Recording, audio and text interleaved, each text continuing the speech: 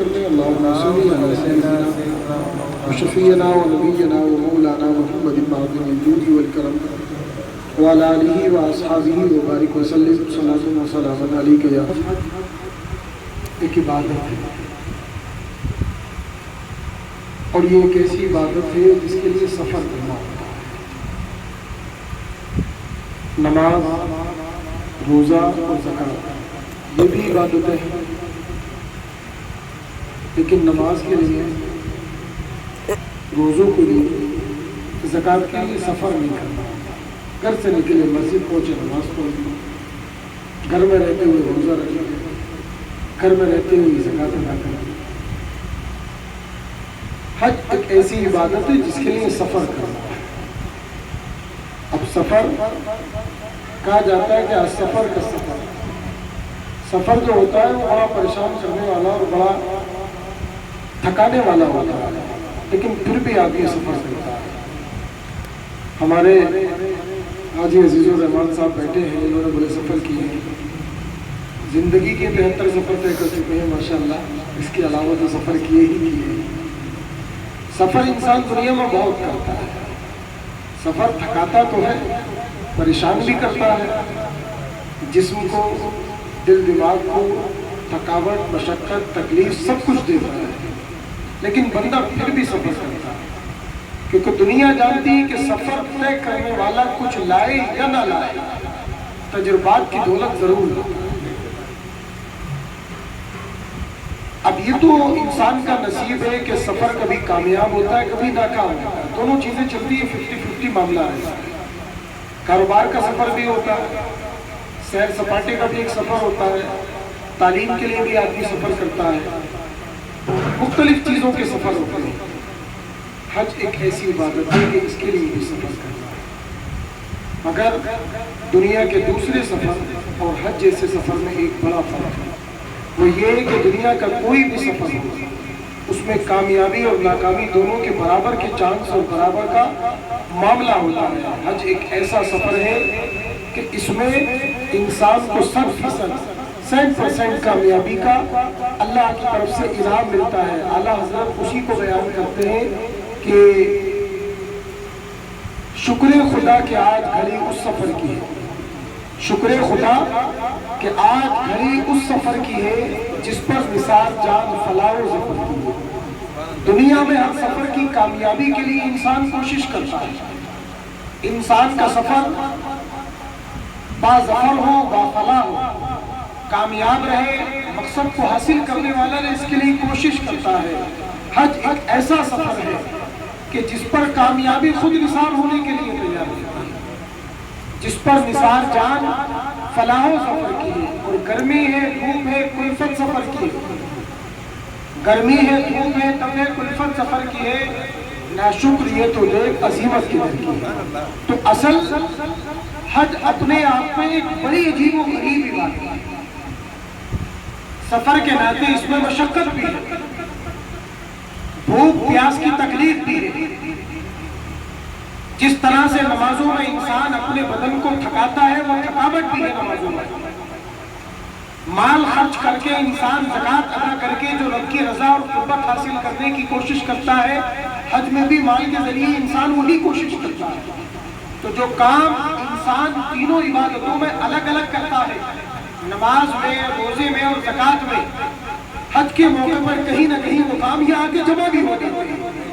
اسی لیے آپ دیکھیں کہ جن 5 چیزوں کو اسلام کی بنیاد قرار دیا گیا، اس میں پہلے نمبر پر عقیدہ. عقیدہ یعنی دین، بنیاد جس پر اسلام کی عمارت قائم ہوتی ہے. بنیاد کے بغیر کچھ نہیں ہوتا. بنیاد کے بغیر یہ ٹائل، یہ ماربل، یہ پتھر، یہ جھومر، یہ خوبصورت دیواریں، یہ بہترین مرمر، یہ ساری کی ساری چیزیں تب کام دیں گی، تب فائدہ دیں گی جب کسی عمارت کے نیچے اس کی بنیاد قائم.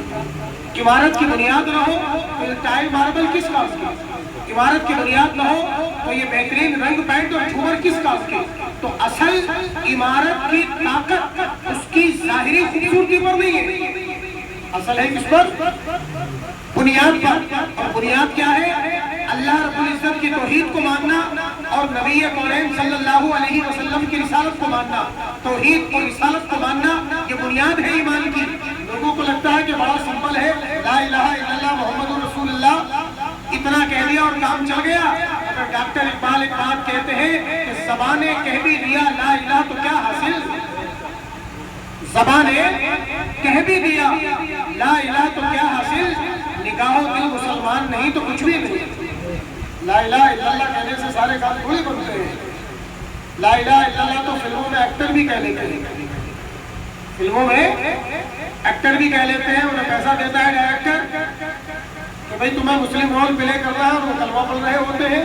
ہمارے ایک ازہری دوست علامہ ہاشمی صاحب, ہمارے ایک ازہری دوست بتانے لگے کہ وہ مصر میں ٹہل رہے تھے, تو یہ عربی جو ہوتے ہیں نا, ان کے جھکو اور ان کی عربی کو سوچ کے یہ مسلم کہ میرے جنتی ہے یہ. عربی تو ابو جہل بھی بولتا تھا, عربی ابو جہل بھی بولتا تھا, اور بڑی فصیح و بلیغ عربی بولتا تھا. فصاحت و بلاغت میں اس کا ایک نام تھا, اس کی ایک دھن تھی. تو ایسا نہیں ہے کہ عرب میں رہنے والے وہ کہتے ہیں نا کہ کابل میں سب گھوڑے نہیں ہوتے, تو عرب میں بھی سب ایمان و عشق کے بلبلے اور دلدادہ نہیں ہوتے. تو ہمارے وہ ازہری دوست بتا رہے تھے کہ ان سے کئی سال پہلے کی بات ہے, ان سے کسی مصری نے پوچھا ہل تعریف امیتابھ بچن, کیا آپ ہندوستان کے اس لمبے سے نچنی ایکٹر کو جانتے ہیں جسے صدی کا مہا نالائق کہا جاتا ہے؟ تو کہا کہ ہاں صاحب جانتے ہیں. تو کہنے لگا ہوا مسلم, وہ مسلم ہے؟ تو انہوں نے کہا نہیں وہ کافر. تو اسے بڑا تعجب ہوا, اس نے کسی فلم کا حوالہ دے کر کے کہا کہ اس میں تو وہ کلمہ طیبہ پڑھ رہا ہے. تو اس نے کہا خدا کے بندے, عقل کے دشمن, کسی فلم میں ایکٹنگ کے لیے کلمہ پڑھنے سے کوئی مسلمان نہیں ہو جاتا. تو زبانیں کہہ بھی دیا لا الہ تو کیا حاصل, اس سے کیا ہوتا ہے؟ انسان کے دل کو, اس کی نگاہ کو, اس کے ضمیر کو, اس کی روح کو مسلمان ہونا چاہیے. انسان کلمہ ہزار پڑھتا رہے, انسان اللہ کے نام کی صدائیں اور رسول اللہ کی رسالت کا اقرار ہزار بار کرے, لیکن اس کے دل میں نبی کریم علیہ السلام کی محبت نہ ہو تو ایمان ہے کہاں, ایمان رہا کہاں؟ جن لوگوں کو اللہ کے نبی علیہ السلام نے مسجدوں سے دھکے دے کر کے باہر نکلوایا تھا, سارے کے سارے نمازی تو پڑھنے آئے تھے, سب کلمہ ہی تو پڑھنے والے تھے, یہ بھی بھیجا گیا. کیوں؟ کیونکہ ان کی زبانیں مسلمان تھی, ان کے دل مسلمان.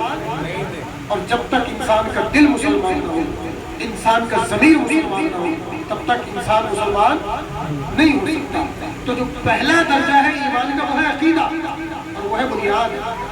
تو پہلے تو بنیاد ہی اچھی ہونی چاہیے, بنیاد نہیں تو کچھ نہیں. اور ایک بڑے کمال کی بات بتا دوں, لوگ کہتے ہیں کہ یار آپ کیسے طے کرتے ہیں کہ اس کا عقیدہ اچھا ہے, اس کا عقیدہ برا ہے؟ میاں یہ کون طے کرتا ہے؟ یہ انسان کا اپنا جو جینے کا انداز اور اسٹائل ہے وہ طے کرتا ہے. ورنہ بنیاد دکھتی کہاں ہے؟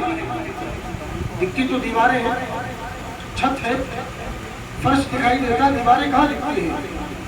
دیواریں کتنے اچھا مقام ہے, دیواریں تو اندر ہوتی ہیں مٹی کے نیچے, ان پہ تو کوئی ماربل بھی نہیں لگاتا, ماربل لگانا تو دور کی بات, ان پہ تو کوئی پلاسٹر بھی نہیں کراتا. وہ تو بیچارے کا اینٹ گارے کے ساتھ نیچے نیچے اندر ہوتے ہیں, اس پہ کوئی ماربل نہیں, کوئی جھومر نہیں, کچھ نہیں.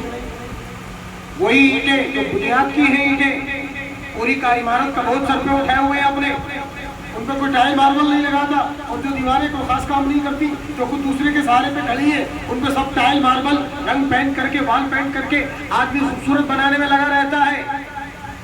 تو اصل ایمان کا اور عقیدے کا درست ہونا ہے. کہنے کو توحید اور رسالت دو لفظ ہیں, مگر ان کا مفہوم بہت بڑا ہے. اب آ جائیں ایمان و عقیدے کے بعد آ جاتا ہے عمل کا دار و مدار اور عمل کا معاملہ. تو چار عبادتیں اللہ کے نبی علیہ السلام نے بیان فرمائی کہ ارکان اسلام میں سے ہے نماز, روزہ, حج اور زکوٰۃ. یہ چاروں عبادتیں ہیں, لیکن چاروں عبادتوں میں بڑا فرق اور بڑا ڈیفرنس پایا جاتا ہے. نماز ایک ایسی عبادت ہے جو ہر دن میں 5 بار فرض ہے, روزہ سال میں 1 بار فرض ہوتا ہے, زکوٰۃ سال میں 1 بار دینا ہوتی ہے, اور حج یہ زندگی میں 1 بار کرنا ہوتا ہے. نماز سب سے اہم عبادت, مگر ہر روز فرض اور وہ بھی 5 بار.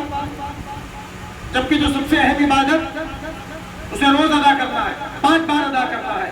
روزہ اہم عبادت سال میں 1 بار ادا کیا جاتا ہے. زکوٰۃ صاحب مال پر سال میں 1 بار ادا کرنا ہوتی ہے, لیکن حج انسان کو لائف میں زندگی میں 1 بار ادا کرنا ہے. تو جو عبادت زندگی میں ایک بار ہو اسے اتنی اہم عبادتوں کے ساتھ جوڑ دیا گیا جو یا تو ہر سال ہوتی ہے یا ہر دن ادا کی جاتی ہے، اسے ان کے ساتھ کیوں جوڑا گیا؟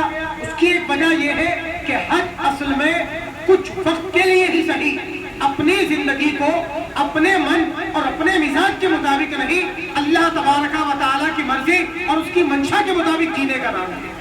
ورنہ حج میں ہمارے علامہ ہاشمی صاحب نے ہمارے عمرہ پر جانے سے پہلے اپنے تجربات ہم سے شیئر کیے، ہم آپ سے شیئر کر رہے ہیں۔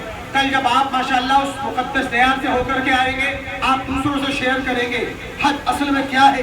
ان مقدس وادیوں میں جانے کے بعد اپنے قلب کو، اپنے دل کو، اپنی روح کو، اپنے ضمیر کو جگانے اور اس چیز کا یقین دلانے کا، احساس کرانے کا نام ہے کہ ہماری جو زندگی ہے کہنے کو ہماری ہے، اصل میں یہ تو رب کی امانت ہے، اسے رب کے مطابق جیا جائے۔ آج کل کیا ہوتا ہے کہ ہم زندگی کو اپنی شرطوں پہ جیتے ہیں، اور آدمی کہتے ہیں بڑا آدمی وہی ہے جو زندگی کو اپنی شرطوں پہ جیے۔ بڑا آدمی وہی ہے، ہم کہتے ہیں کہ بڑا آدمی وہ ہے جو اپنی زندگی کو رب کے مطابق جیے۔ آدمی کو ماشاءاللہ ہمارے حاجی شہباز صاحب بڑے خوبصورت کپڑے تو ویسے ماشاءاللہ اچھے پہنتے ہیں، کپڑوں میں تو ہمارے حاجی عزیز الرحمان صاحب ہیں، ان کا تو خیر جواب نہیں، لوگ انہیں کہتے ہیں کہ یہ بوڑھے کہاں ہو رہے ہیں، تو ان کی عمر بڑھ رہی ہے تو جوان ہو رہے ہیں ماشاءاللہ، کیونکہ ان کے زمانوں میں کون ہے جو ان کے بچوں میں ان کے جیسے کپڑے پہن سکے۔ یہ تو ماشاءاللہ دیکھیں آج بھی ہم گرمی کا لحاظ کر کے صدری پہننا چھوڑ دیتے ہیں، مگر ماشاءاللہ پہننے کا دیکھیں دھند اور جذبہ ہوتا ہے تو ایسا ہوتا ہے، گرمی ہو یا سردی کیا فرق پڑتا ہے۔ ہمارے مراد آباد میں مفتی رئیس اشرف صاحب اللہ کریم رحمت فرمائے، وہ سخت گرمی میں بھی جب نکلتے تھے تو ماشاءاللہ اونچی ٹوپی اور بدن پہ لمبی ماشاءاللہ شیروانی پہن کے نکلتے تھے۔ میں نے ان سے پوچھا کہ حضرت آپ کو گرمی نہیں لگتی؟ کہنے لگے ارے یار جب اسٹیٹس بنائے رکھنا ہوتا ہے تو گرمی کو بھی برداشت کرنا پڑتا ہے۔ تو گرمی سردی کیا ہوتی ہے؟ اصل آدمی کا دل ہوتا ہے، سردی گرمی کا احساس تب ہے جب آدمی خود محسوس کرے۔ تو اچھے کپڑے پہنے بیٹھے حاجی شہباز صاحب بھی حج کرنے کے لیے جا رہے ہیں ماشاءاللہ۔ آج اس موقع پر ان کے بہت سارے دوستوں نے، ان کے عزیزوں نے، خاندان والوں نے ان کو کپڑے اور بہت سارے گفٹ اور تحفے دیے ہوں گے۔ اچھے اچھے کپڑے لوگ حج و عمرہ پر لاتے ہیں، مگر یہ سارے کپڑے جو انہیں لوگوں نے گفٹ اور تحفے دیے ہیں، کیوں دیے ہیں؟ کیونکہ کپڑے انسان کی شخصیت کو ظاہر کرتے ہیں۔ ایک عربی کی کہاوت ہے الناس باللباس، آدمی کی پہچان کپڑوں سے ہوتی ہے، آدمی کپڑوں سے پہچانا جاتا ہے۔ کپڑے آدمی کے پاس اچھے ہوں تو آٹومیٹک آدمی اچھا مان لیا جاتا ہے، کپڑے خراب ہو تو آدمی آٹومیٹک اسے غریب مان لیتا ہے۔ لوگ کہتے ہیں کہ سیپ کے اندر ہے کیا، اس کا پتہ سب کو کہاں، سیپ کے اندر ہے کیا اس کا پتہ سب کو کہاں۔ وہ الگ ہم سے ہوئے چادر پرانی دیکھ کر، پھٹی پرانی چادر دیکھے آدمی نے مجلے کا رہے غریب آدمی ہے، بکڑ آدمی ہے، بغل میں نہیں بٹھاتے، دور کرو دور کرو۔ تو کپڑے انسان کی پہچان ہوا کرتے ہیں۔ یہ الگ بات ہے کہ کپڑے ہی سب کچھ پہچان نہیں بنتے، لیکن پہلا تعارف اور پہلا انٹروڈکشن آدمی کے کپڑے ہوتے ہیں۔ اس لیے اللہ تعالیٰ نے قرآن میں فرمایا یا بنی آدم خذوا زینتکم عند کل مسجد، اے آدم کی اولاد جب مسجد میں آؤ تو زیب و زینت کے ساتھ، اچھے لباس اور اچھے کپڑوں کے ساتھ آؤ۔ کپڑے انسان کی پہچان، اللہ عبادت کے لیے بلا رہا ہے تو، اور خود ہمارے نبی علیہ الصلوۃ والسلام جنہوں نے پوری زندگی سادگی کے ساتھ گزاری، مگر خاص موقع پر ہمارے آقا علیہ السلام اچھے مہنگے خوبصورت اور قیمتی کپڑے پہنتے تھے۔ کسی وفد ڈیلیگیشن سے ملنا ہے، کسی قبیلے کے سردار سے ملنا ہے، کہیں خطاب کرنے کے لیے جانا ہے، کہیں لوگوں کے بیچ میں بیٹھنا ہے، تو اللہ کے نبی اچھے خوبصورت قیمتی اور مہنگے کپڑے پہن کر کے جاتے تھے، کیونکہ کپڑوں سے بھی انسان کا اسٹیٹس کچھ لوگ طے کرتے ہیں۔ اللہ کے نبی نے تو اپنی زندگی کو اس طرح سے جیا ہے جو ایک نیچرل، جو ایک آئیڈیل زندگی ہوتی ہے۔ اس لیے اللہ کے نبی نے انسانی مزاج کی اس فطرت کو بھی نگاہ میں رکھا کہ انسان کو سب سے پہلے خاص موقعوں پر کپڑے نگاہ میں آتے ہیں، اس لیے اللہ کے نبی نے خاص کپڑے پہننے کی ترغیب بھی دی۔ اللہ کے نبی علیہ السلام نے اپنے ایک صحابی کو دیکھا کہ بڑے بوسیدہ کپڑوں میں تھے۔ اللہ کے نبی نے ان سے پوچھا تمہارے پاس بھیڑ بکریاں ہیں؟ انہوں نے کہا یا رسول اللہ بہت ہے، مال دولت ہے بہت ہے، گھر مکان کھیت کھلیان سب پوچھ لیا۔ پھر پوچھا آپ نے جب اللہ نے سب کچھ نواز رکھا ہے تو اللہ پسند فرماتا ہے کہ جب اللہ کسی بندے کو دولت اور نعمت سے نوازے تو اس کے بدن پر اس نعمت کا اثر بھی دکھائی دے۔ یہ کیا کہ دولت گھر میں کروڑوں کی ہے اور کپڑے جو ہے آپ टकों में पहने फिर रहे हैं। अल्लाह ने नवाजा है तो कपड़े अच्छे पहनना चाहिए। अच्छे कपड़े पहनना तकब्बुर नहीं है। अच्छे कपड़े पहनना, अच्छा दिखना, इसमें घमंड नहीं है। एक सहाबी रसूल ने अल्लाह की बारगाह में अर्ज की, या रसूल अल्लाह, मेरा जी चाहता है कि मैं अच्छे से अच्छे कपड़े पहनूं, अच्छे से अच्छे जूते पहनूं, यहाँ तक कि जूते का तस्मा भी मैं अच्छे से अच्छा इस्तेमाल करूं। ये तकब्बुर तो नहीं है। अल्लाह के नबी ने फरमाया, इन चीज़ों से, अच्छे कपड़ों से, अच्छे जूतों से तुम्हारी तमन्ना ये तो नहीं होती कि मैं किसी को जलील करूं, किसी को कमतर साबित करूं। कहा, या रसूल अल्लाह, ऐसी तो मेरी नीयत नहीं होती, बस मेरी अपनी खुद तमन्ना होती है कि अच्छे कपड़े पहनूं। अल्लाह के नबी ने फरमाया तो ये अल्लाह को पसंद है।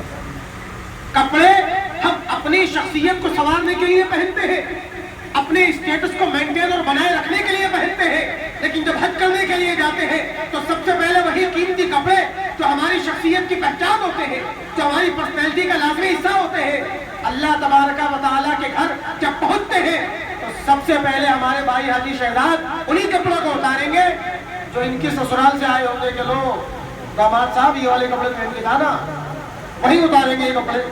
अब इनकी अहलिया मोहतरमा इनसे कहना चाहे कि हमारे घर से आए तो ये कपड़े उतार रहे हो, नहीं कहेंगे।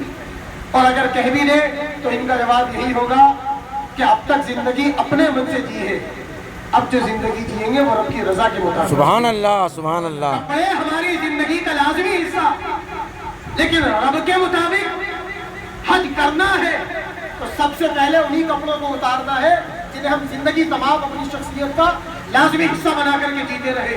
पता ये लगा कि इंसान जिन कपड़ों के साथ जीता है सबसे पहले वही कपड़े उतारता है। इंसान को खुशबुएं बड़ी पसंद है। कुछ लोग ऐसे होते हैं जिनके पास इतर के बड़े बड़े अच्छे कलेक्शन होते हैं, उनके पास 10-10, 15-15, 20-20, 25-25 किस्म की बड़ी बड़ी महंगी और बड़ी बड़ी शानदार इतर और बड़ी अच्छी अच्छी खुशबुएं होती हैं, मगर इन दिनों में आदमी खुशबू के करीब तक नहीं जाता।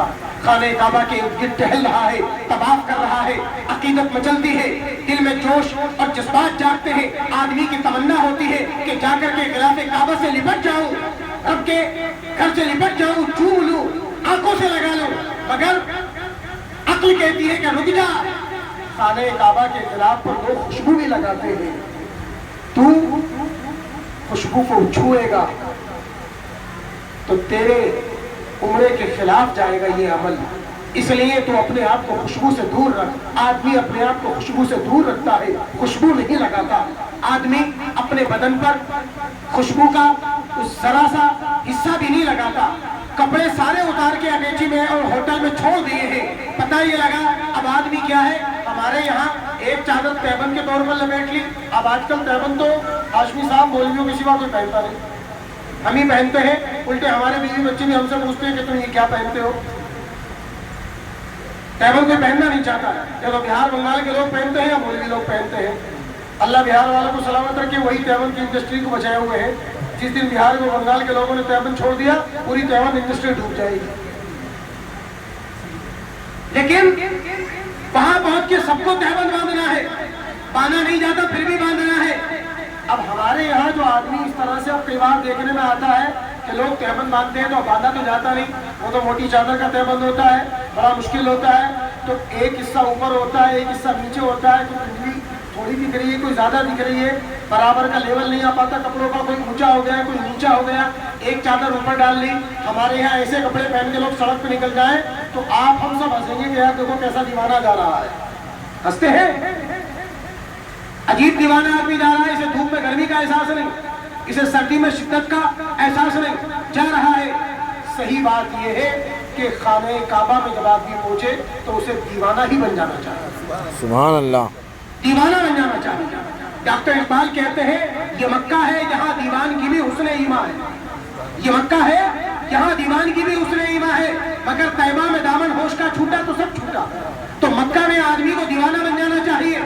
अकल से कोई ताल्लुक ना रखे मक्के में, अकल से इतना ही ताल्लुक रखे जितना इबादतों के लिए जरूरी है। लेकिन अगर आदमी की अकल ही इस बात पर उभारे कि अच्छे कपड़े पहन के घूमो, बड़े सुंदर बूटेट बने घूमो, तो ऐसी अकल को एक तरफ रख दो, दीवाने बन जाओ। अल्लाह की रहमतों में, अल्लाह की जलवों में, अल्लाह की तजल्लियात में अपने आप को गुम कर दो। आपको खाने का होश ना रहे, पीने का होश ना रहे, चलने का, फिरने का, उठने का, बैठने का, सोने का, किसी चीज का ख्याल न हो। ख्याल एक ही हो, रब मुझसे क्या चाहता है, बस इसी का ख्याल हो। اسی احساس کا نام حج کرتا ہے، اسی احساس کو جگانے کا نام حج ہے، اسی احساس کو جینے کا نام حج ہے۔ جس انسان نے اپنے اندر اس جذبے کو بیدار کر لیا، سمجھ لے اسی نے حج کیا، وگرنہ ہر سال 70-80 لاکھ آدمی سفر کرتا ہے، 70 سال اور بتاتے ہیں کہ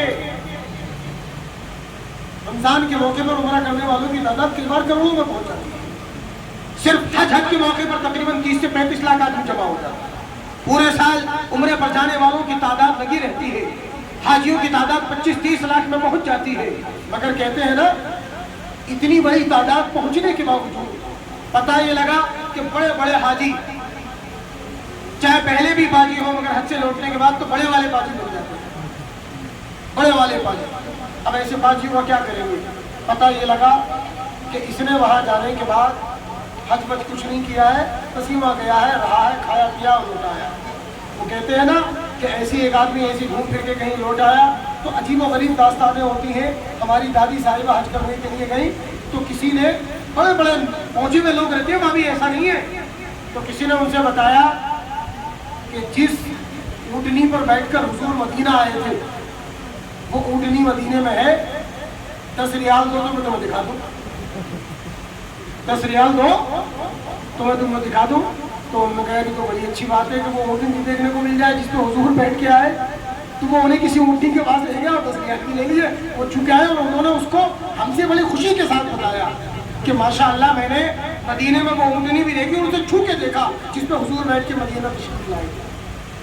اب بتائیے کیسے کیسے لوگ ہیں، عجیب و غریب قسم کے لوگ ہیں، ایسے لوگ بھی جاتے ہیں، مگر صحیح معنی میں حج اس چیز کا نام نہیں ہے۔ حج اس چیز کا نام ہے کہ آپ کے اور رب کے بیچ کوئی پردہ نہ رہے، آپ کے اور رب کے بیچ کوئی آڑ نہ رہے، آپ ویسے ہو جائیں جیسا رب چاہتا ہے، آپ ویسے سوئیں جیسا رب چاہتا ہے، آپ ویسے کھائیں جیسا رب چاہتا ہے، آپ ویسے سوئیں جیسا رب چاہتا ہے، آپ اس طرح سے جاگیں جیسا رب چاہتا ہے۔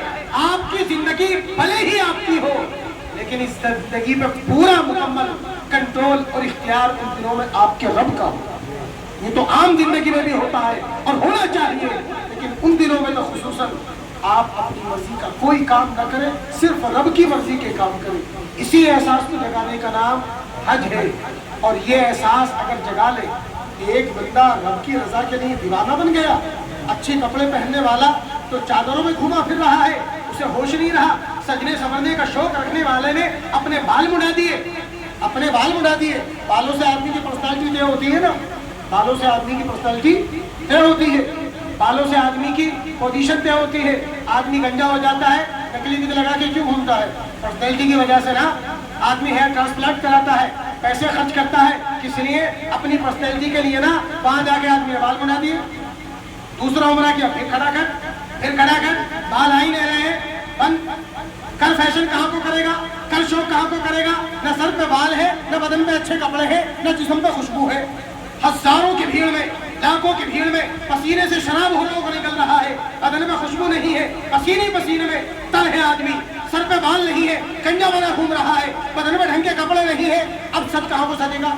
اب صبر کہاں کو سنورے گا؟ اب پرسنالٹی پہ دھیان دے۔ جو آدمی اس چیز کو انجوائے کر جائے، اپنے گنجے پن کو، اپنے ان کپڑوں کو، اس پسینے کو جو انجوائے کر جائے، سمجھ لو اسی نے اللہ کے گھر جانے کا حق ادا کرنا۔ سبحان اللہ۔ اسی چیز کو انجوائے کرنا ہے، اسی چیز کو، اور اس کو انجوائے کرنا ہے بڑا مشکل کام، اس کو انجوائے کرنا ہے بڑا مشکل کام، لیکن جس نے کر لیا سمجھ لے حج اسی نے کیا۔ اور اس کے بعد قسم خدا کی یہاں سے تو سب کچھ کرا ہی لیا، لیکن پھر کہیں جا کر کے جیسا کہ ہاشمی صاحب نے جملہ کہا، یہاں سے کرنے کے بعد جو کہاں جانا ہے تو سند قبولیت تو مدینے سے ملتی ہے۔ بے شک سند قبولیت، حاجیوں آؤ شہنشاہ کا روزہ دیکھو، حاجیوں آؤ شہنشاہ کا روزہ دیکھو، کعبہ تو دیکھ چکے اب کعبے کا کعبہ دیکھو، کعبہ تو دیکھ چکے اب کعبے کا کعبہ دیکھو۔ تو یہ ہے اصل حج۔ اب یہاں حج قبول ہے کہ نہیں ہے، یہاں کیا ہوتا ہے؟ مدینہ الرسول میں جانے کے بعد، یہ مکہ ہے، یہاں دیوان کی بھی حسن ایما ہے، मगर तैयबा में दामन होश का छूटा तो सब छूटा। मदीने में दीवाने बन के नहीं रह सकते, मदीने में होशो हवास सालिम रखने हैं। यहाँ के जर्रे जर्रे का अदब, यहाँ के गोशे गोशे का एहतराम, यहाँ की फ़ज़ाओं का, यहाँ की हवाओं का, यहाँ की सुबहों का, यहाँ की शामों का, सबका ख्याल और एहतराम रखना है, तभी जाकर के हज कबूल होता है।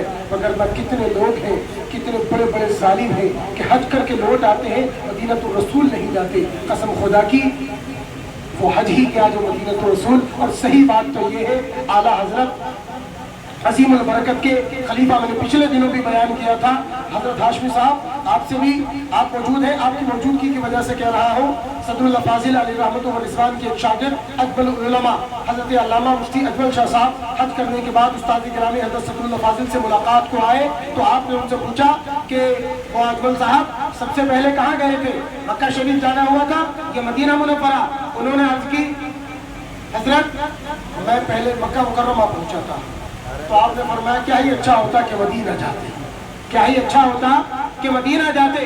तो उन्होंने अर्ज की, या रसूल के आकाए करीम सल्लल्लाहु अलैहि वसल्लम के आस्ताने अक़दस पर जाना यकीनन अच्छा और अज़मतों का, बरकतों का मौका होता है, मगर पहले मक्का जाना ये अफजल है, पहले मक्का जाना ये अफजल है।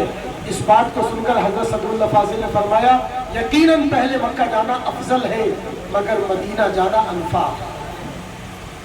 फजीलत मक्के में ज्यादा है और नफा मदीने में ज्यादा है।